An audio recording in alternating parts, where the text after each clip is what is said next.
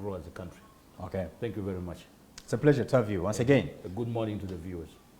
Kenneth Kaunda is a historian, he's a teacher, he's a lecturer, he's a motivational speaker, and he's a writer. He has written a number of books related to politics and history. Good to have you, sir. Also, I'm very glad for hosting me on this talk show. Perhaps I extend my greetings to my fellow Ugandans who are ready to join the change. Join the change? To have a new Uganda. we are in an old Uganda, so we want a new Uganda. When you speak of change, our minds, of course, think about politics. So A change is a fact of life. I know. So You want to change government? Politically, socially, and economically, because we are chained. We are not free. We fought against slave trade, but we are still under slavery. So there is a need to combat Under those the, upheavals under in the social, leadership political, of and General Kaguta Museveni, you're describing it as things being are under not, slavery? things are not at ease. I'm telling you, my brother. Whether you like it or not, but these are the fact files. We have to tell Ugandans. People are poor beyond paying attention. We are in a situation which is unbearable. But people are thinking that Uganda is Uganda is good now, but not. You're a writer. What is the latest that you've released? In fact, I'm going to launch a book on Monday 9th. Remember, 31st October 2003, the UN came out with what? With an idea of fighting against corruption. 2005 declared the resolution and made it clear that all countries should celebrate 9th December every year for corruption. That is tomorrow but one. Tomorrow but one, I'm launching a book called entitled Unmasking of Corruption in a Week of Poverty and the Christian Welfare Against Corruption. There are two books. Unmasking of corruption. Corruption in the Week of Poverty. Just take us briefly through the book. What is it that you're hinting on? The book is about how corruption has permeated the social, political, and economic spheres of Uganda, and perhaps it is generally for the globe at large. But my major issue is to go through these behaviors of corruption, enable them to understand the major cause, solutions, and the stakeholders who have taken no time to avert this problem. Which you're providing solutions in your book to combat, to combat corruption and even perhaps also gearing out some of the measures that were used by other modern countries to avert corruption. For example, the Operation Clean Hands that was used in Malaysia. What was that like? It was like whoever was caught in the corruption scandals. Eliminated? It was eliminated. And Killed, all of the, it was to be eliminated from the post, or they can lose the post, has been serving in the government. From there and then, all of the wealth you have, you withdraw that to the government. So that one gave an eye-opener to those countries to avert corruption. Of course, we may not end corruption because human nature are born corrupt, but there is a limit. What was that operation called? Operation Clean Hands Against Corruption. Mr. Otima, I want your opinion on that. Imagine if that was applied here, where once one is convicted, No, you see, whatever you possess is confiscated, and then the government takes it up. You see, if we had the policies and principles, and I want to thank him for his book, is when you're trying to educate the populace on certain things, possibly it can also aid in how the populace handles matters. But you see, if Uganda adopted the principles of the former Prime Minister of Malaysia, let's say Indonesia, you would imagine would be one of the, I call it the world-class countries in Africa, because the wealth that has been stolen is enough to propel development in all the 8 cities of Uganda. And if you are to do your own analysis, you find that we are losing close to, I think, 1.3 trillion or even 11 trillion annually to corruption. Some of that money is never accounted for. You can even see the hastes that are happening. Bank of Uganda is haste. This money has been stolen here. The Post Bank, saga, of counterfeit money.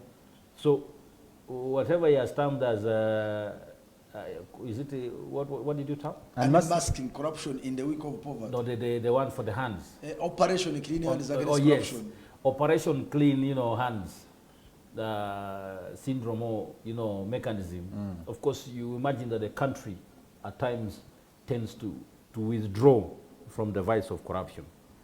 What we have is that the ones that are already in the leadership and governance of Uganda are embroiled in corruption, and they are doing it openly or, clandestine.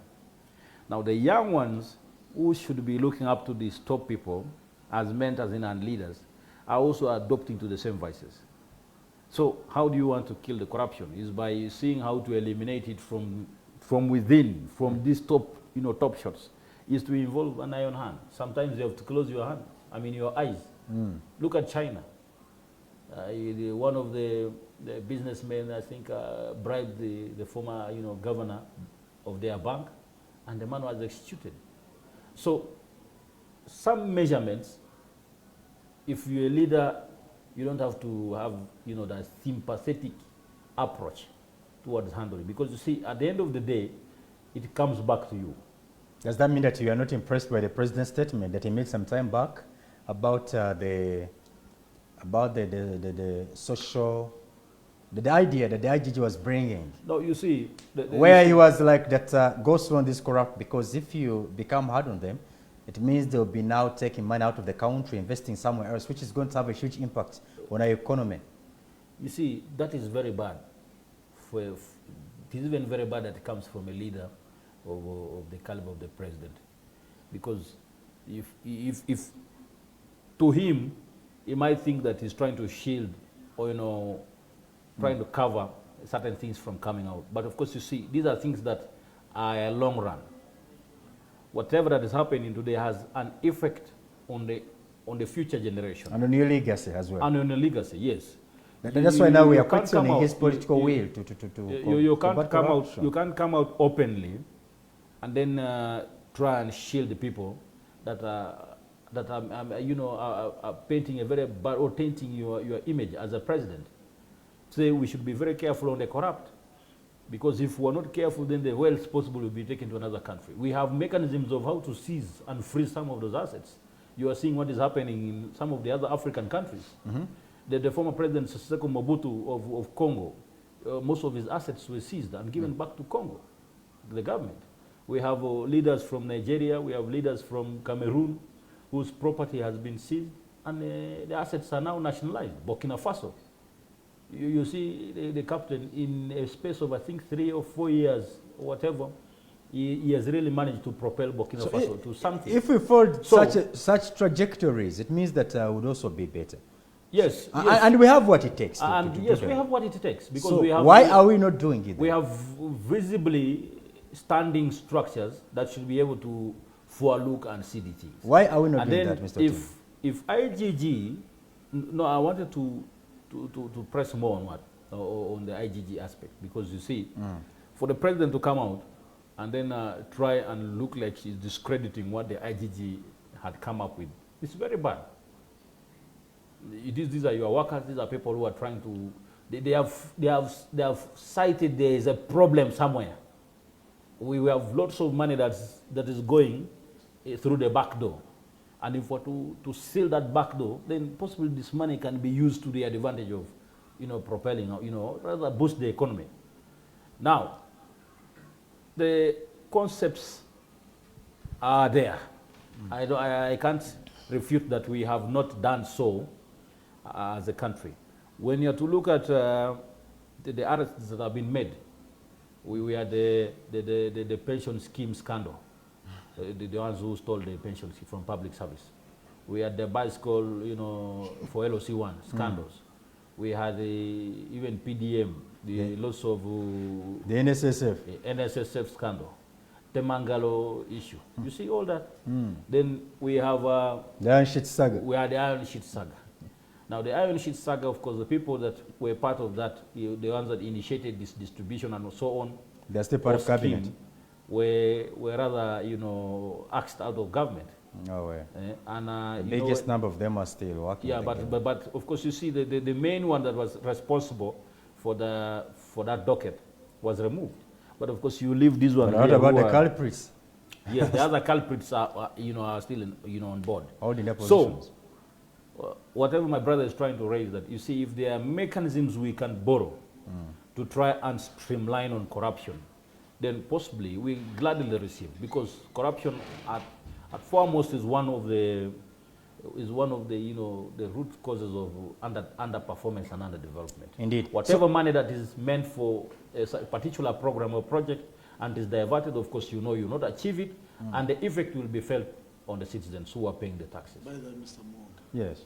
that operation, the Clean Hands Against Corruption, is one, I think, since mankind, is one of the strongest operations that has ever done in history of mankind to eliminate corruption. They successfully... Is it still ongoing or it happened? Yes, it's a culture. It's a culture now. In Indonesia now. Indonesia and Malaysia, it is a culture. But now...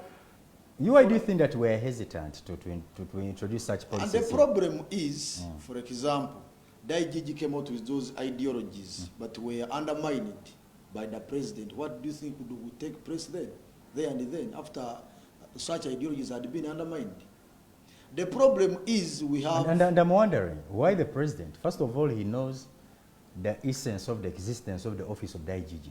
It is charged with the duty to eliminate corruption. And remember, but you're the same person who's frustrating the work of the IGG when you come up with such. And to make a matter as worse, that post began with the NRM government. I hope it's the NRM government that came with that post for Ombudswoman, Ombudsman. So, if the NRM came out with that position with an aim of eliminating, because historically, the corruption scandal began in 1960 after independence. You're right, because even in the 10-point program, they have combating, fighting corruption. Yes. At the forefront. Instead of combating meaning that in the previous governments, corruption was here. Corruption was there. Corruption was there, but was minimal.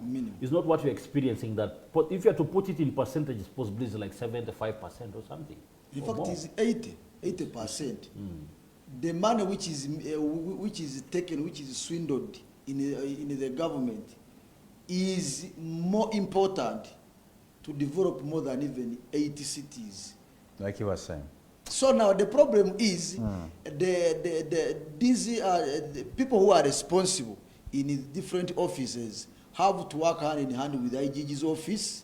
The police have the right to expose. The media, in fact, the media has played its role, just still they undermine its credibility. Otherwise, corruption is a big problem and a challenge. Therefore, my take is to call upon my fellow Ugandans on 9th December, Monday, they join the launch and get the information about how bad, dangerous, deadly is corruption towards our socio-economic development in Uganda.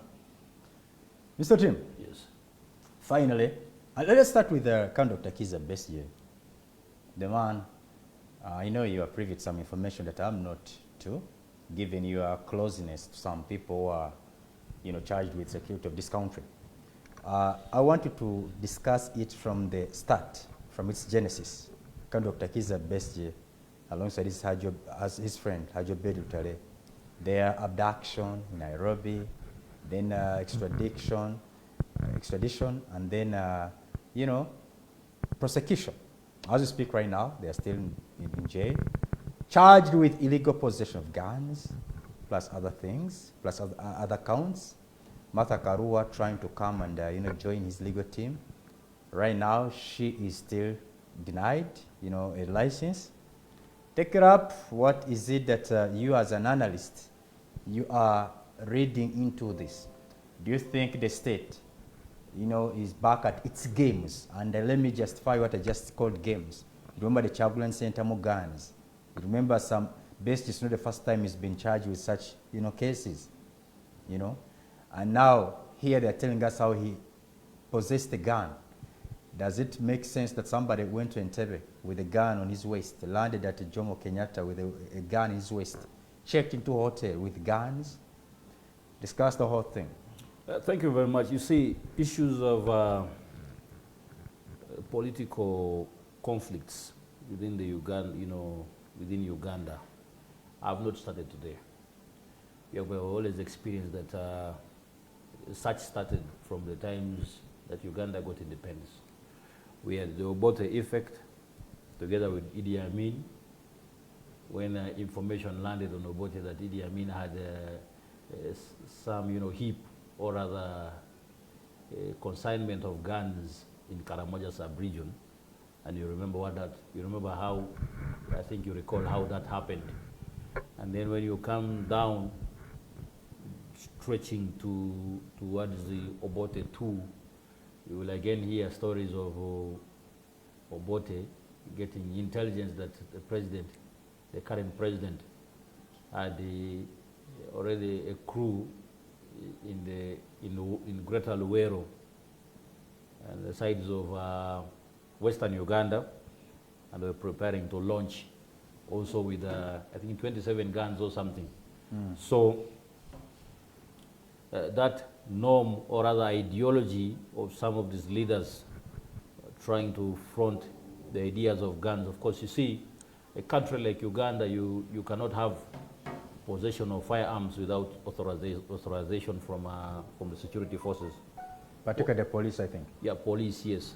And you even recall, I think 2-3 weeks back, police came up with very strong directives that they will not be giving any more gun licenses to civilians.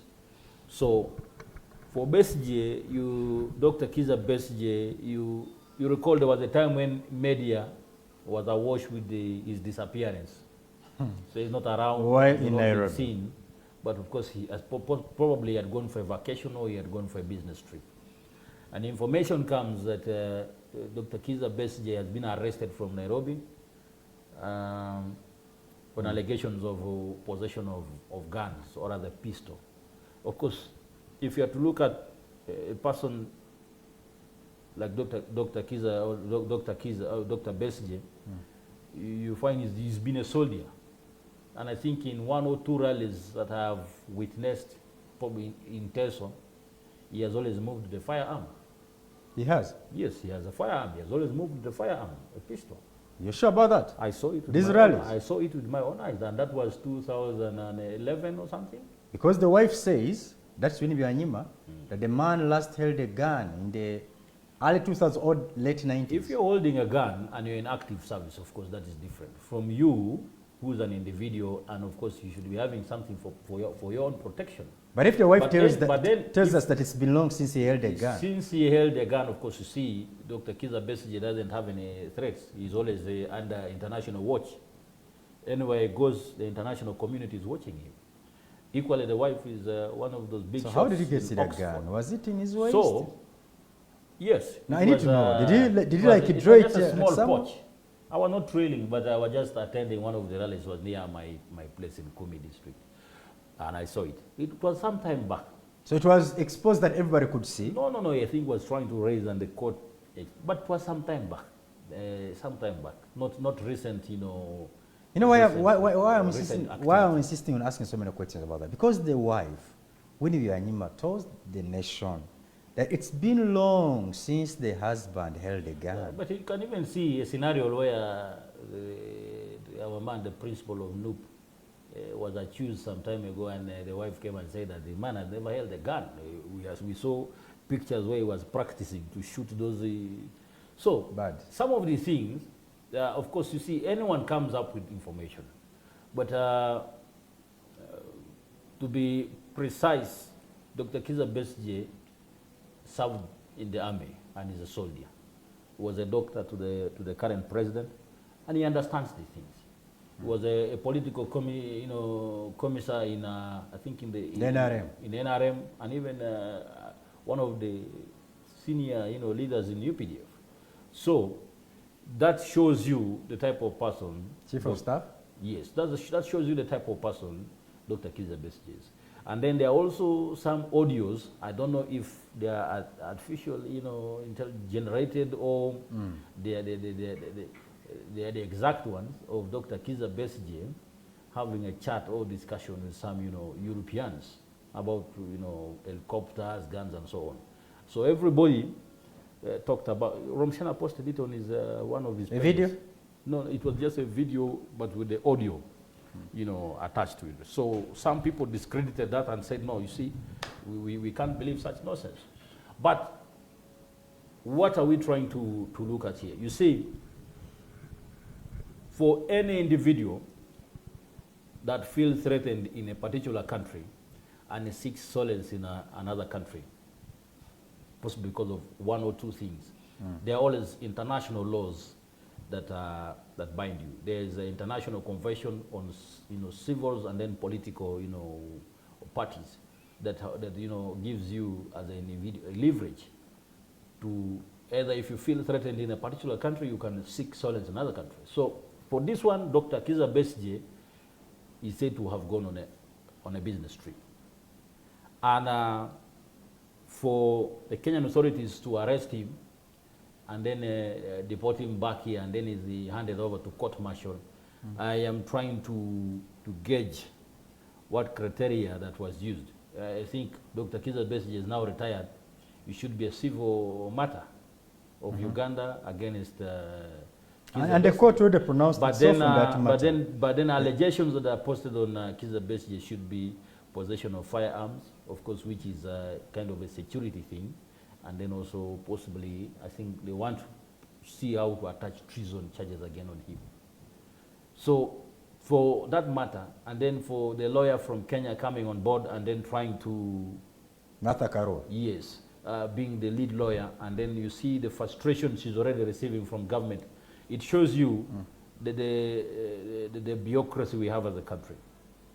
In a country that has three arms governing it, we expect independence in how these matters are handled. But of course, you understand. You understand that in Uganda, everything has a touch of the other. This one will touch this, and this will touch the other.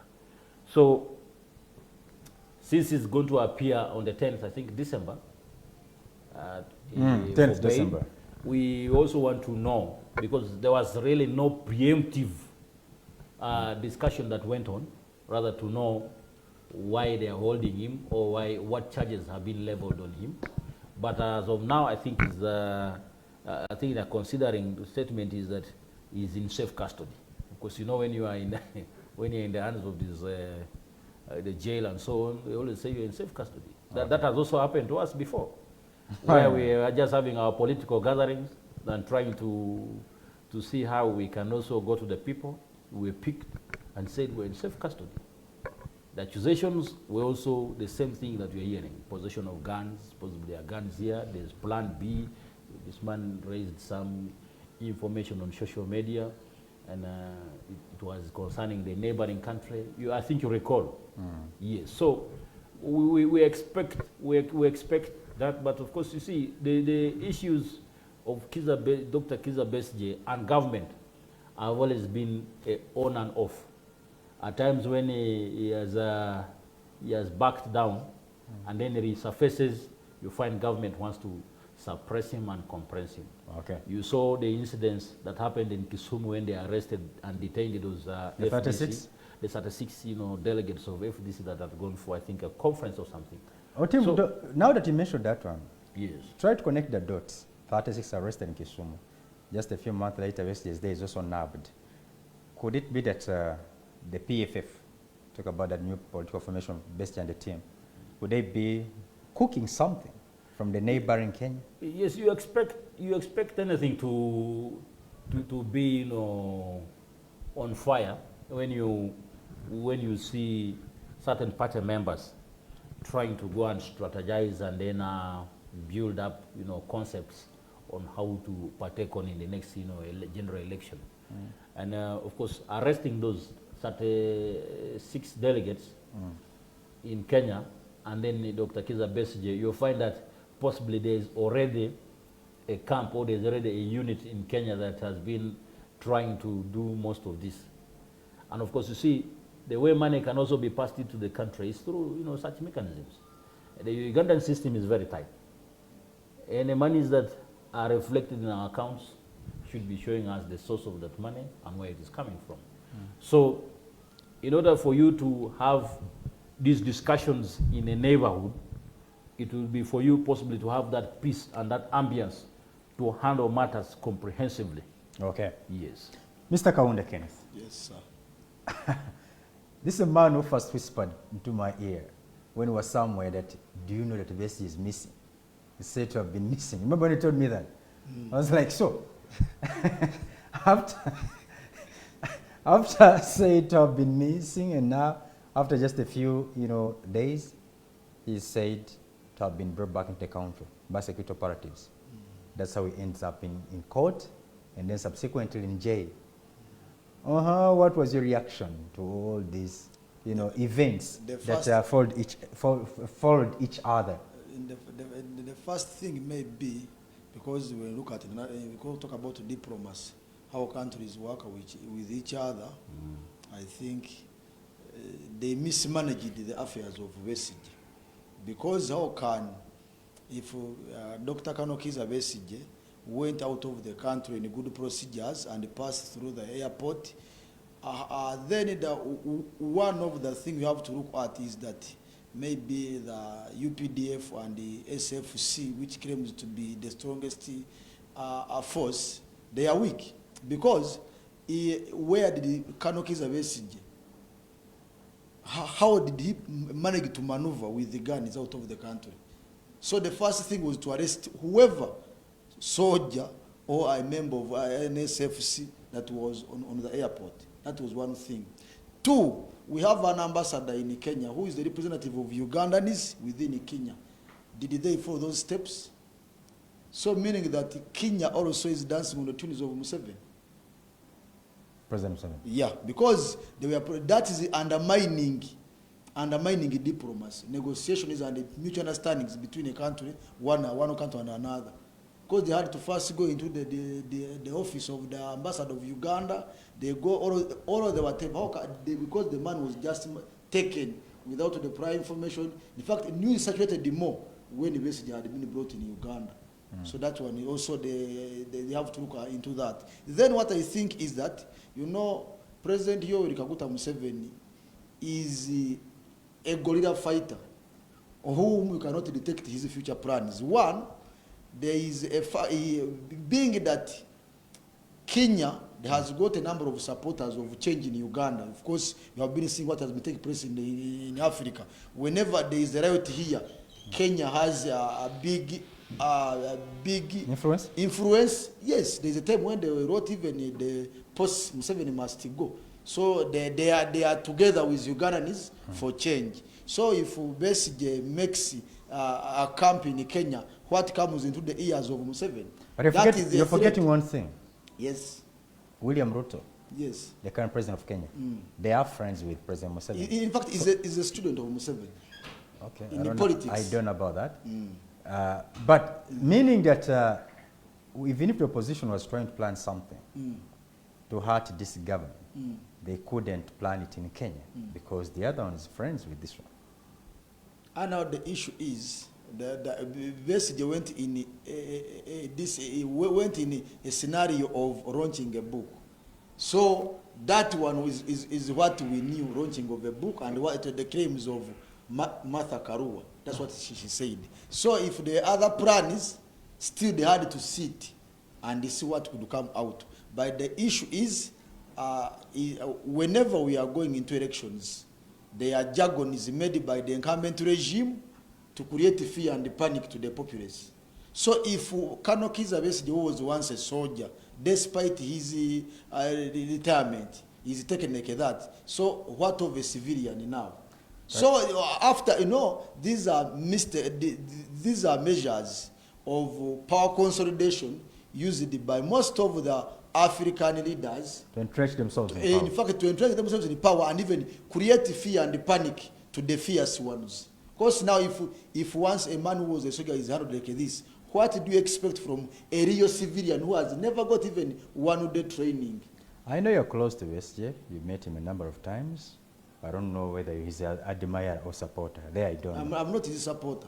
But you've met him. I met him on a number of issues. Yes, the man you've met, Besigye, he doesn't look be the kind of person that you can just intimidate. He knows this government. He's been through this before. You remember when he came back in the country after, that was in 2005, after he had fled in 2001 after the general elections. Yes. When he came back in the country, even when he was still in South Africa, where he was in exile, they had told him that once he comes back here, there were cases waiting for him. Capital offenses, including rape, treason. Nevertheless, the man came back in the country. He was nabbed, arrested, and also remember the siege on the court, where the court was put under siege by the Black Mamba. So Bessie has been through a lot. This case, and I don't think he feels intimidated. Remember, even the Guinness Book of Records recognized him as the man who's been arrested for many times. Now the issue is like this. If Mr. Mwonge is strong in the population, we are looking at Besigye is determined and it is not easy to be threatened. But in the way how they handles him, it definitely creates fear in the followers and those who are yearning to change the government. That's my point. So they're sending a message to those whenever we are soon to elections, those jargons are played. Those are how they call them combat maneuver. The approach of military to intimidate the civilians. It is a common approach. By the way, in Africa and those even European dictators, even it is practiced in Russia. But the issue is, remember very well that Besigye said that Museveni can't be just taken away by a mere ballot. So with the formation of the new political party, it was a message again to the incumbent government. What's next now? Let's first take a break. When we come back, we are going to be talking about now new political formation, including the PFF. That one has not yet been given a green light, but the latest is the Democratic Alliance that was launched just yesterday by Matthias Impuga, the former leader of opposition. Be right back shortly. Don't leave us.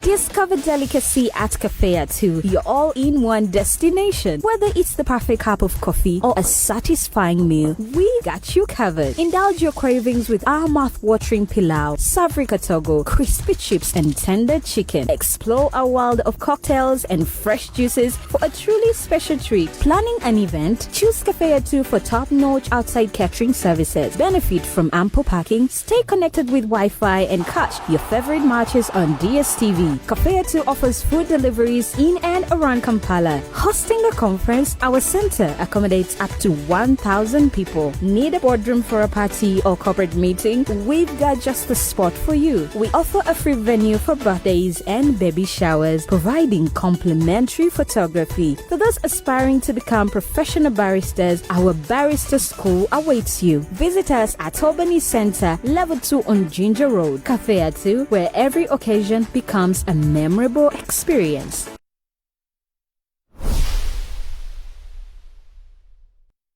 This Sunday on BTM. How do you know if you are chucked if your partner doesn't tell you? At least by the way, women have this attitude of not being able to say sorry. I don't post my mans. I don't. That is what cheaters say. That is what cheaters say. Abachawa wandebere mwesala wa mwidatu ko kutunonya ngati mukatubona. Sit back and relax with BTM. We transform.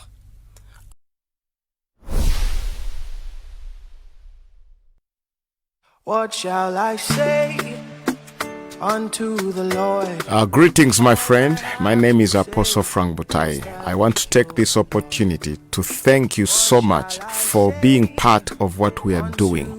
This year, 2024, we started out with the Children's Conference, and then the Women's Conference, and then the Men's Conference at Namngona Sports Ground. I once again want to take this opportunity to invite you once again to our Thank You Jesus Festival at Namngona Sports Ground on the 22nd of December 2024. Will start at 12 noon up to the evening.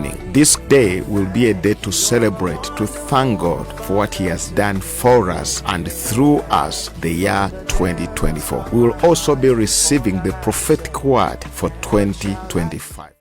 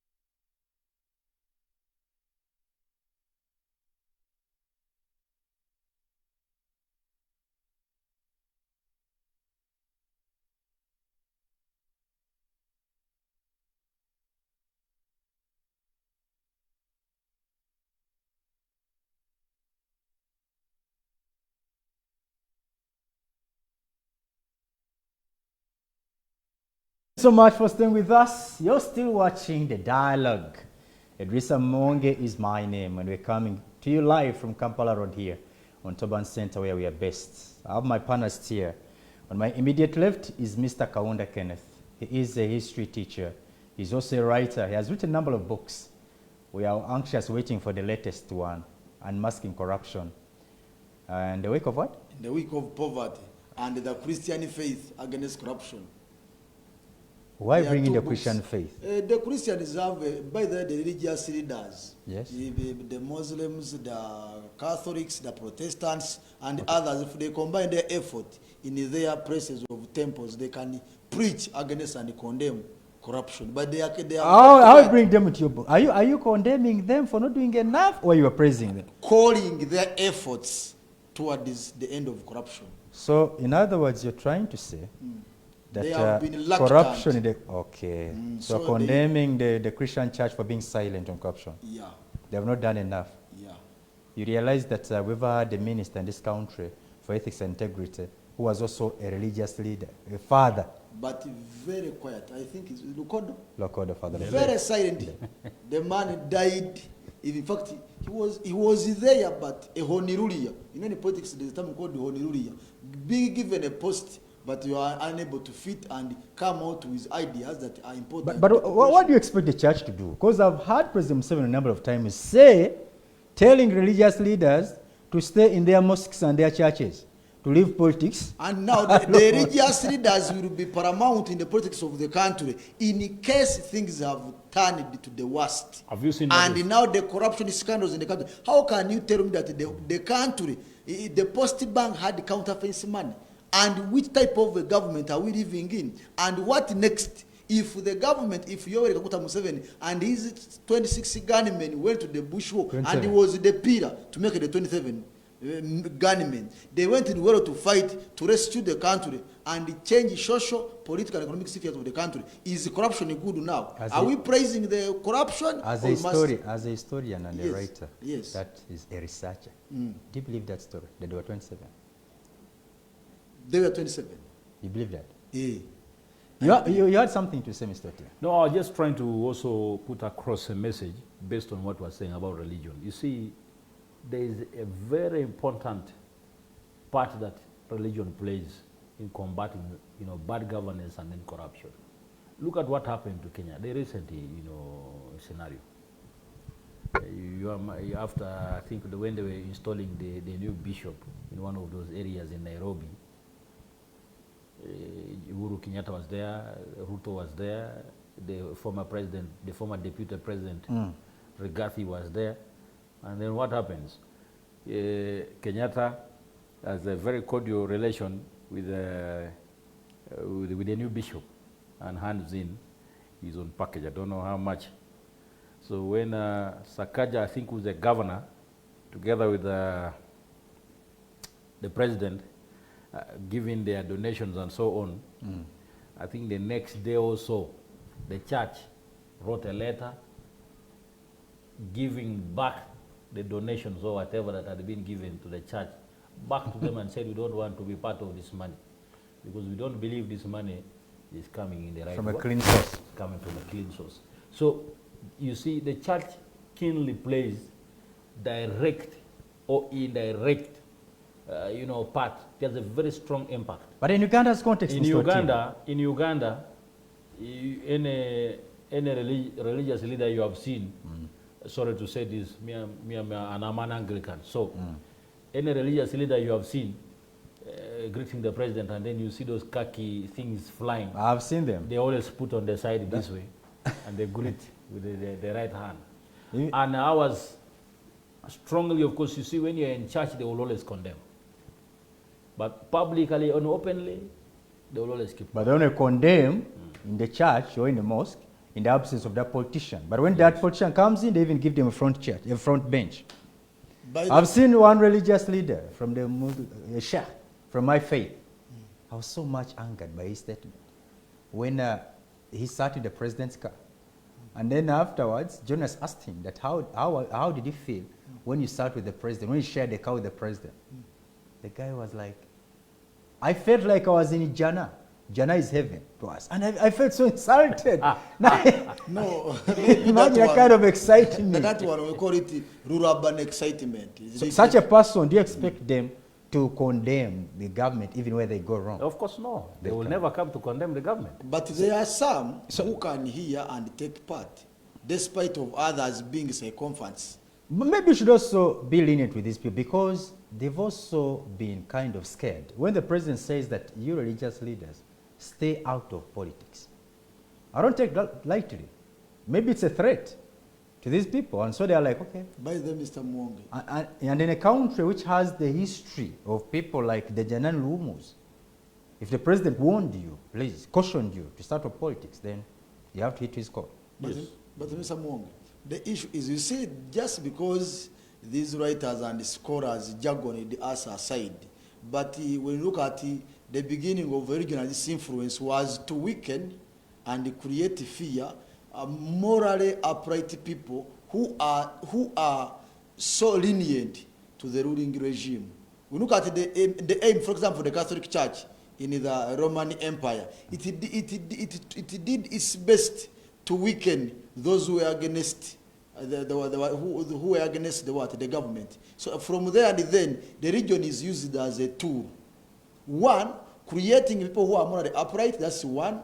Two, you can use the region to combat problems in the society. But now, in case a government fails to work with the region or the religious leaders to avert problems in the community, then that one, we shall neglect. We shall undermine the credibility of these religious leaders and their roles in the society. And by the way, unless we don't know history very well, because you cannot separate the church from politics, can you? Look at the Roman Catholic Church. Politicians, you can't separate the two. And the Vatican is a country of its own. Exactly. Who's the head of the political head? The Pope. But do you see that in the Vatican, once someone undermines the Catholic Church, that's the beginning and the end of your leadership? That is true. Yes. The Catholic Church plays all parts. So like a leader is like a honiruria. The projects for him to do, for her to do, are on written paper. He has to follow. Okay. Gentlemen, let's go back now to what we are supposed to discuss in this second segment of the dialogue, and that's the creation of new political formation. We've been talking about a PFF, but right now still it has ice put on it because the Electoral Commission has not yet granted them green light. Now, we are treated to another, I shouldn't call it drama, but to another scenario, and that is by Matthias Impuga, talk about a former leader of opposition. We also talk about the man from Kimanya Kabonera, Amini Mukungwe. This man, he defected. Oh, I don't know if that's a fair word to use. He has defected from National Unity Platform, a party where he was so instrumental in its formation, of course, alongside other friends of his, with whom he moved with from the DP. Now here he gets disagreements with the principal of NUP, and we've been all waiting what step he's going to take until recently, that is yesterday, when he came out and announced that he was forming a new political formation with the name, the Democratic Alliance. Mr. Tim Levi Akona Pesa, what do you think lies ahead of this political formation? Yeah, what do you think, what impact do you think this is going to yet again have on the politics of this country called Uganda? We have another new political formation born. You see, any political affiliations or political establishments that arise from a conflicted environment always have a way they tear down the impact of the one that was already there or initiated before. And I take you back to the later when we had a scenario of FDC. Let me use the FDC party. FDC party being coming into existence in the early 2000s had a strong impact in 2001 and 2006. 2001 we didn't have FDC. No, that was the time these people were now facing, and the Amuriats, boy Amuriats, the Nandala Mafabis were coming. And the reform agenda. Yes. Now 2006, you saw what it meant, the mammoth crowds that welcomed the Dr. Kiza Besigye, and then the impact FDC had that time. Because Ugandans normally have a way they believe in the new waves of political establishments or anything that is new. If you want to test Ugandans, establish something new and put it on media and have a hype. They'll jump onto it. You look at you look at China. You remember the incidents, the previous incident of Chinatown. See how Ugandans flocked there. So now, when you have to use that mindset or concept on Ugandans, they always have a way they look at new things. New things of course come with hope. So FDC being strong in 2006 to 11, and then the idea of malls came about, and we saw the break off of Mugisha Muntu.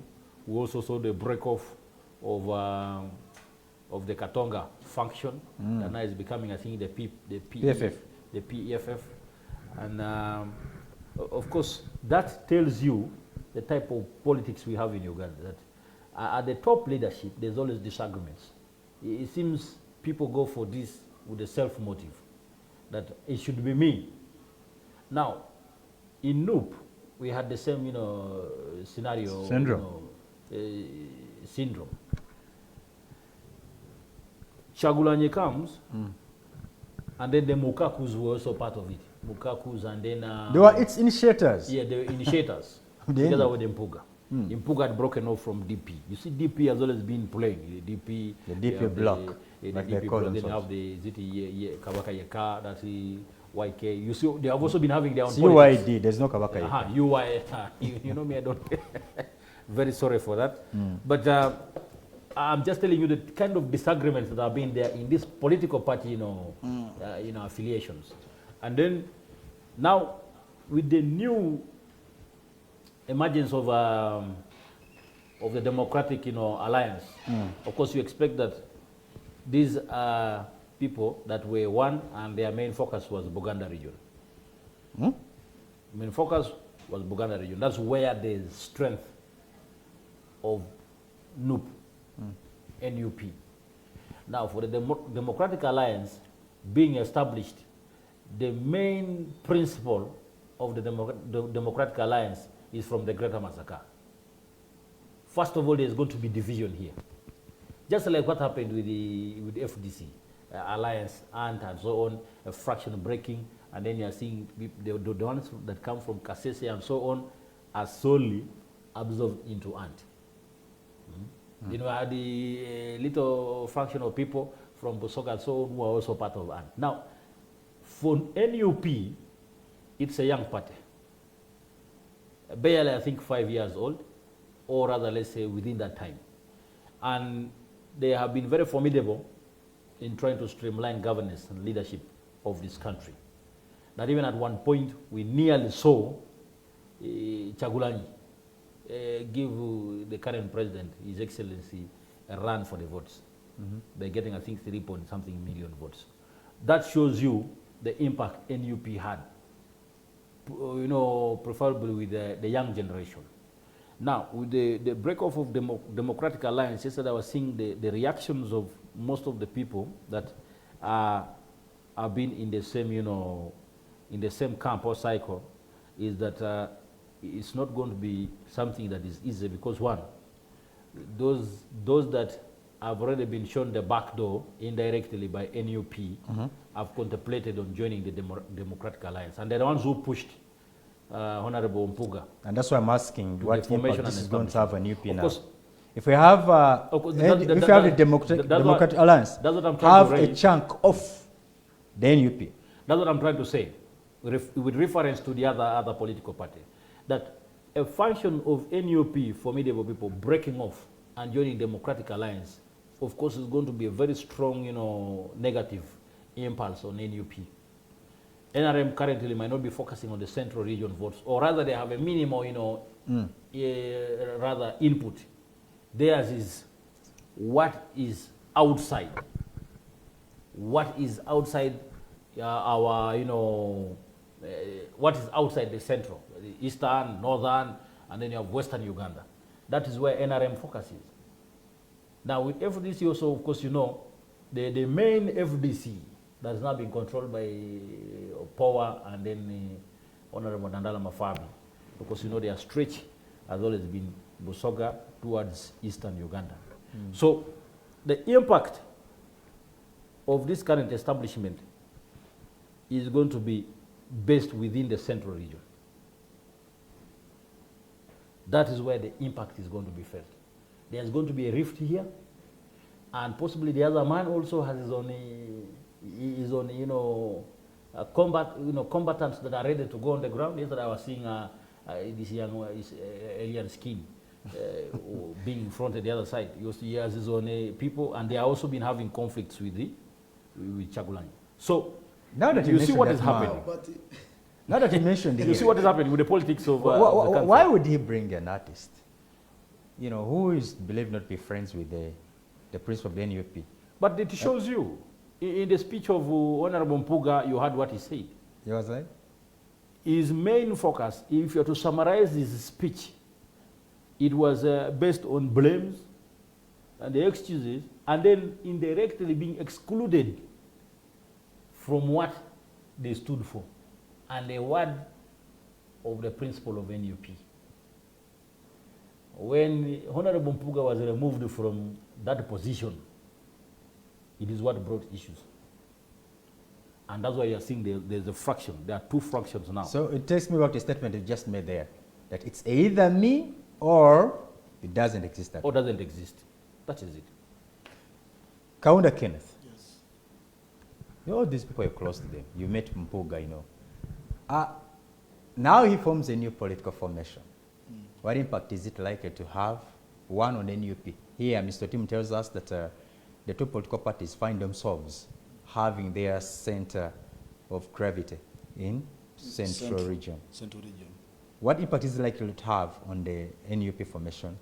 And also on the politics of the country? One of the formation of Democratic Alliance by Mpuga and his strongholds is going to weaken on NUP. Of course, the divisionism. So now, those who have not been good believers of Bobby Wine, those who were disappointed by Bobby Wine, will definitely join Mpuga's group. And that one will be reducing on the political momentum of Chagulanyi in Central and perhaps even other regions. Yeah. So another thing is creating people getting a chance of the Democratic Alliance card to gain political momentum. There are those who are, for example, now people like Mukaku need is that political erosive power. People like this gentleman of this man, Michael Mabike, needs. Of course, they want to contest.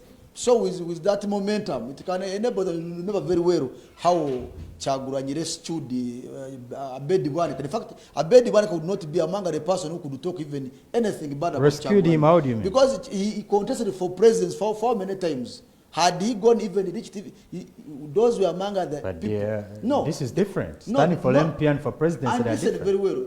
He wanted, for the time he had been there, he had never gained erosive power to the extent when he was given a card of no. Had he been like that? No. So just the issue is we have got politicians who have got what they call selfish interest to serve on their own, but not to the population. You know, he answered people like you like this. He was like, do you want me that whoever was given the NUP card won the election? That's the question he puts to you. And the issue is, of course, not all of those, the people who go to Rome, that they do as Romans do. There are some who were given cards but never had the credibility. Best from the experience he had in politics since almost 2000 up to date, he had been losing. Why didn't he the presidency? Why didn't he use the NRM which card? Is way much bigger than the MPC. Now, to prove his strength, let him use the maybe the Democratic Alliance card and the contest. 2026 is and close. We see whether it's going to. 2026 is he close. Will go through. Or let him use an NRM card to see whether he will go through if he's strong enough. I doubt there are some people who got chances and misused them. He should not take himself as a demigod. He's not. He just got the energy from no. So, and another thing what they have to know is that they are happy, one, they normally say the stick that beats your whatever, your co-wife, should be thrown, if you're a woman, should be thrown away from that home. If you keep it around the home, it will backfire you, it will make a boomerang. So what NUP is experiencing because of the formation of Democratic Alliance is what will happen to Mpuga and his groups when it also gets another people to oppose it. They have to know that Museveni is a guerrilla fighter who believes in divisionism, divide and rule to hold his political power for almost more than 5 decades. If life goes on, they don't know that. They are using, they misuse the chances because we are expected a coalition to come together. Because Museveni is a political mogul, whereby we need a stronger resistance for him to leave power. Otherwise, these issues of forming political parties day and night, they are just giving President Museveni more chances to rule Uganda. You don't expect the Democratic Alliance to be a strong party? No, the issue is now, listen very well, the moment you create more political parties, you are reducing on the momentum of the leading opposition. And what next now? I would expect a coalition. What was the leading opposition you're talking about? Coming together. In your opinion, what is the leading opposition? Nah, I was looking at first was the FDC, then we had what? Nope. I could expect people to come together and form one voice. It would be easier to outsmart Museveni. Now, if we are talking about now, attempts have been there a number of times, you know. People coming together, planning to come together to form one political formation. Remember there was the inter-party coalition. Yes. Remember those things, Mr. Tim? Yes. And so many others. But they've all failed. And they have not seen their second battle. Mr. Mwanga, remember the issue I've talked about. I've talked about the people with selfish interests. Some people participate in politics not because they want to outsmart the incumbent regime or to smart our country. Some come in to benefit. They are commercializing. In other words, they are using self-interest. Yeah, they have self-interest. In fact, they are used by the incumbent regime. National interest. They are used by incumbent regime to serve themselves, but not to serve the population. Because since then, whenever we are crossing to elections, there are like 5 political parties formed. Where is Katumba now? Katumba didn't have a political party. He was just and he came, but could we expect that one would have just joined another strong political party? His voice, that all of my voice, let it be attributed to what? To any UP or FDC. But did he do that? So we have parochialists, people who are serving their interests and have no love for the country. Which, in fact, I seriously condemn that these political parties shouldn't be given a chance. Even they should be boycotted.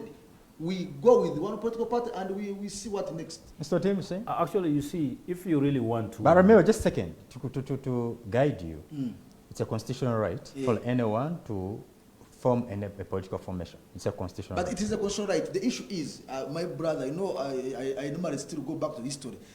Yoweri Kaguta Museveni himself said, a kotapini enters in a bicycle using a hammer. How can you expect to go out of a bicycle with just a mere hearsay? So there is a need is a stronger force to oustate him from power. Otherwise, these are just stories. Need not to be told to people who are mature, but kids.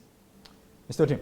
You see, just to add on to what he has said, if you want to eliminate a very strong opponent, or rather you have a war that you are fighting, and your opponent is very strong, very critical, he thinks his scope of view is, let's say, 360 degrees or more. The best you do is have a united front. Even World War, we have always seen the fights that have always happened. The United States has allies, and then these have allies. Russia cannot fight the Ukrainian war, solely. So they had to go and pick a leaf from China and so on, those bilateral ties that in case things, supersede me, I want your help. Now, with any political establishments here, just like my brother here has stated, if you want to fight President Museveni, have a united front against him. One reason as to why he frustrated Amama Mbabas and then brought the Pama, the Pama law and so on, was because Amama Mbabas had come with the TDA, that alliance, that let's have a united front, let's have one president, but the others can come behind against the president. He saw that as a threat. So most of these political leaders of today, of all these numerous parties, don't know that that can be the best. That can be the best approach if you really want to bring down President Museveni, or if you want to pose change and leadership in this country. You should all have a united front. Let one leader come, can be Besije, can be who, and then the others front behind that. That's how you can do it. Mr. Mwanga, you remember very well in the 1970s, Museveni could not fight and win Amin. Yes. What did he do? He joined the Ugandan exiles Obot and his men, began planning from there and then, not until Museveni assumed the power. When the government is in power, one, and for example, for the government of Museveni, the more the government overstays in power, the more it gets all of the roots of controlling whoever is against it. So therefore, people who are yearning to outset the government in power, they need to use a lot of political technocrats who can outsmart the incumbent regime. Otherwise, what these people are doing, let me tell you, the more these political parties come into existence, the more Museveni feels happy. He's now at his political ease. He can take even a cup of tea. He's there seriously enjoying his political paradigm in the State House, because but the more they emerge... If he happens to get very many strong candidates on the ballot, then that is most likely to affect his vote, because he may not get the required percentage. Don't you think so, Mr. Otim? Yes. No, you see, no. You see, let's not confuse two things here. If there are two people on the ballot, let's say for example, His Excellency the President, and then you, Idrissa, you are two, and then us, we are political opponents who also know, possibly I am also having my own party, a Democratic Alliance. Under Mr. Tumukunde. Yes, and then also there's renewed Uganda, that is under Tumukunde. Now we have all fronted our forces towards you, that everywhere you go, we go as one front against the president. That is one thing, and the biggest challenge NRM will have. That's what I was trying to say. Yes. And that's what Mr. Kaunda is trying to undermine. If these people become men, and they all have influence. Amama already, the Right Honorable Mama Mbabasi tried it one time. And he only got frustrated because in the middle there, people began what? People now, the media, fighting each other. The media came in with the thing of the Right Honorable Mama and the President are one. So if you are fronting a Mama, which means that there is no change you have posed. Because now the issue is like this. If, for example, now if you are fronting, we are using Chaguranyi Centam on Nupu card.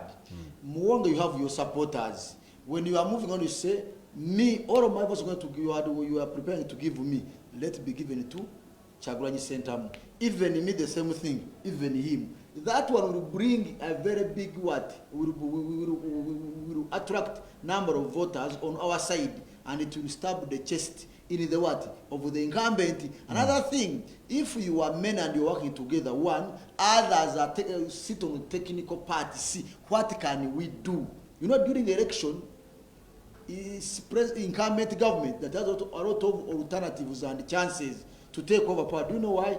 Almost because he has the powers to appoint. The Electoral Commission is on pressure because it's him. The army is on pressure because of him. Each and everything. So at the end of this, for them, they are looking at who is going to announce the elections. Remember, the one who is going to announce the elections was appointed by the incumbent what? Government.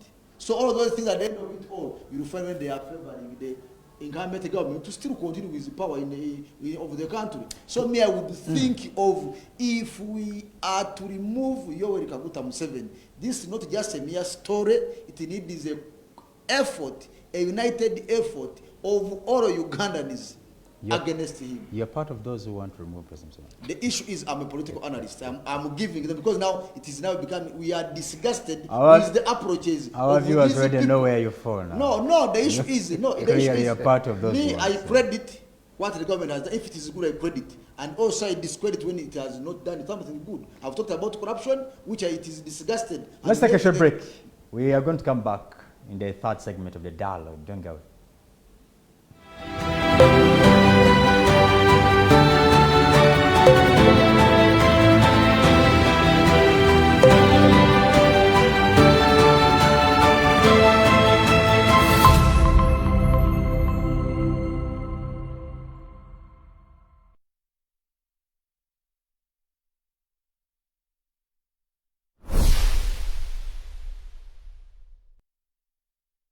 This Sunday on BTM. How do you know if you are chucked if your partner doesn't tell you? At least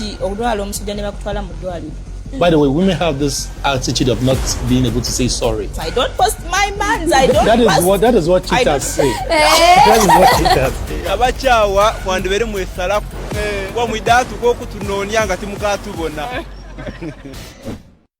Sit back and relax with BTM. We transform.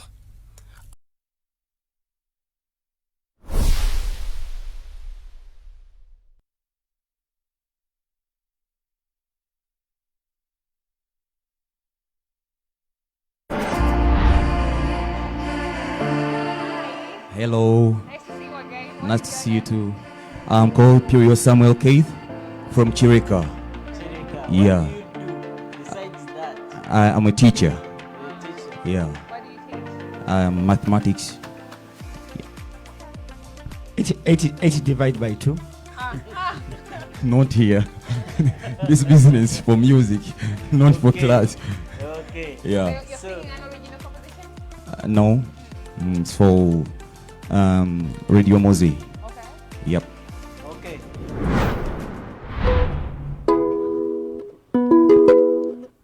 Wali wensonga lwaki walungiwa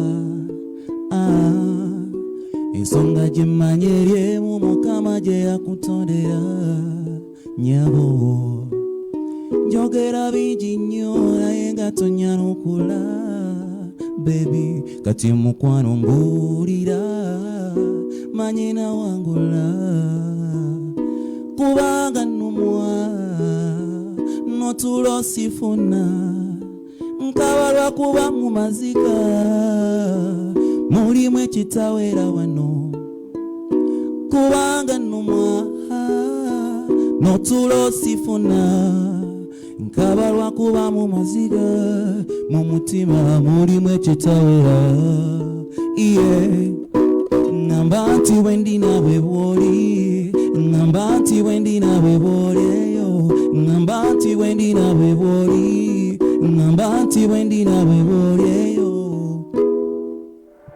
Wow. A teacher. Samuel Keith, you should be an Adungu master.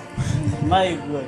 Thank you, so Papa. You can do both. Eh? Yes, sir. I love the creativity. Thank you. You can even sing a popular song using a cultural instrument.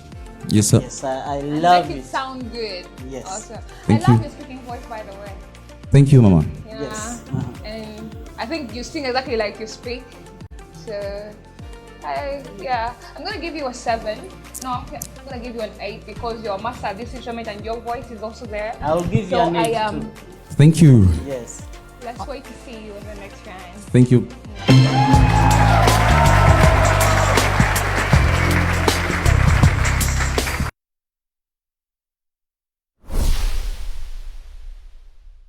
Discover delicacy at Cafea 2, your all-in-one destination. Whether it's the perfect cup of coffee or a satisfying meal, we got you covered. Indulge your cravings with our mouth-watering pilau, savrika togo, crispy chips, and tender chicken. Explore a world of cocktails and fresh juices for a truly special treat. Planning an event? Choose Cafea 2 for top-notch outside catering services. Benefit from ample parking. Stay connected with Wi-Fi and catch your favorite matches on DSTV. Kafea 2 offers food deliveries in and around Kampala. Hosting a conference, our center accommodates up to 1,000 people. Need a boardroom for a party or corporate meeting? We've got just the spot for you. We offer a free venue for birthdays and baby showers, providing complimentary photography. For those aspiring to become professional baristas, our barista school awaits you. Visit us at Albany Center, Level 2 on Ginger Road. Kafea 2, where every occasion becomes a memorable experience.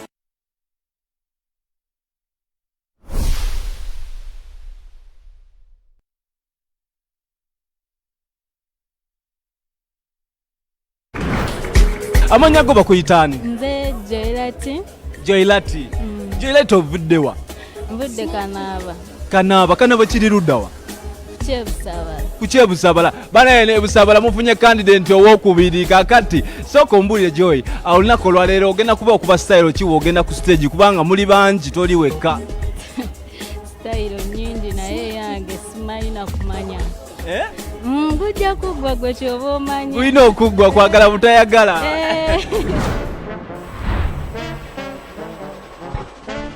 Hello. Hi. Welcome. How are you? I'm okay. How are you? What is your name and where are you coming from? Joylati. Obawa. Mva Kanaaba. What? Kanaaba. Kanaaba. Okay. What do you do? Okolachi. Tewali. Okay. So you're singing. Twagala kulaba oyimba otya? Ogenda kuyimba kayimba ki? Nina kuyimba ka unknown. Unknown, eh? Okay. Katukawulire. Love yankubye kebera mutima wobosobola omanye ekiri munzo oyiye. Gwe wotoli murotulo ne life efuka struggle. Ooh baby, I miss you sure daddy. Ngambo misinga ngawe nkumisinga ngaze wenkumisinga ngambo njagala ngawe nkulovinga Chatule mutima gwange gukwesize yagala nzonsasire enkwata baby tonta kumutima osula muchine chilo enkuba onyweze nkuba kumutima osule. Ngenda kuwa 5. Simani if my colleague will. Yeah, I'll also give you a 5 so that I can see you the next round and see what more you can do. Yeah. All right. See ya.